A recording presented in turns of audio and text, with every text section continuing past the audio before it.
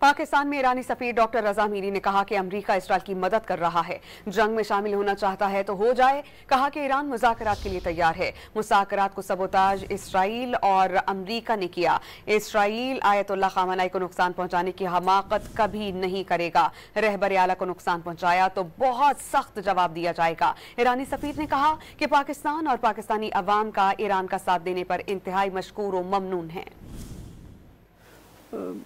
اونا بنی من هم شنیدم همچه تهدیداتی کردن. انشالله که اونا هیچ وقت موفق نخواهند شد. رهبر ما همواره در محل کار خودش هست، به زندگی معمولی و کاری خودش داره ادامه میده. اونا ممکنه دست به هر جنایتی بزنن، این هم یکی از اون جنایت ها میتونه باشه. برای ما نظام ما حتی رهبر ما برای ما خیلی عزیزه و اگر این همچون غلطی بکنن، حتی تعرض هم بهش بکنن، انشالله پاسخ خیلی سختی خواهند دید. و نظام ما متکی به فرد نیست. فرماندهان ما که اون روز 13 ژوئن جمعه صبح به شهادت رسیدن تا حضور جانشیناشون تعیین شدن.